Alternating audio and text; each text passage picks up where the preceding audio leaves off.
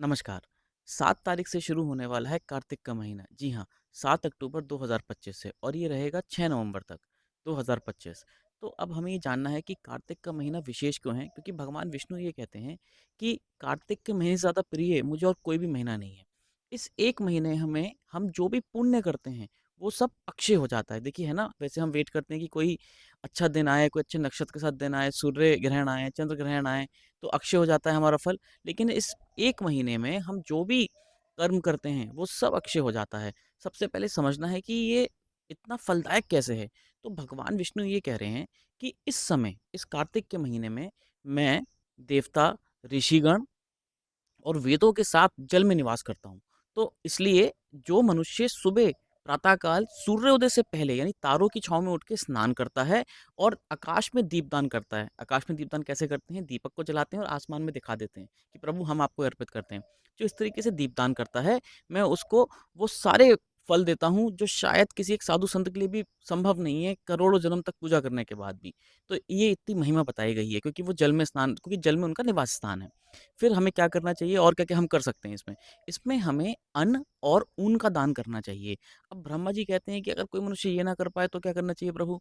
तो भगवान कहते हैं कि अगर चलो ये भी नहीं कर सकता तो कोई बात नहीं, उसको क्या करना चाहिए कि वो कोशिश करे कि वो पराया अन्न ना खाए। पराया अन्न का मतलब ये नहीं कि अन्न खाने से पाप चढ़ेगा, लेकिन हमें किसी दूसरे का अन्न नहीं खाना चाहिए। उससे हमारा पुण्य और बढ़ता है। अगर ये भी नहीं कर सकता, तो वो भूमि पे शयन करे। अगर लगता है कि मैं ये भी नहीं कर सकता, तो वो रोज़ गंगा जल मतलब अपने जल में मिलाकर उससे स्नान करे। अगर वो ये भी नहीं कर सकता, तो रोज़ सिर्फ़ गंगा जल पी ले। अगर वो ये भी नहीं कर सकता, तो सिर्फ़ मेरे नाम का स्मरण कर ले। ओम नमो भगवते वासुदेवाय, ओम नमो नारायण, श्री हरि, श्री हरि। इस तरीके से स्नान कर ले, इस तरीके से वो अपने पुण्य को अर्जित कर सकता है, उसको भी वही फल प्राप्त होगा जो कार्तिक में किसी दूसरे को फल प्राप्त हो रहा है। फिर एक उपाय भगवान ने और बताया है कि इस समय जो मनुष्य तुलसी की मिट्टी को अपने मस्तक पर लगाता है, तो उसको भी मैं वही फल देता हूँ जो कार्तिक के महीने में मेरी पूजा का फल होता है।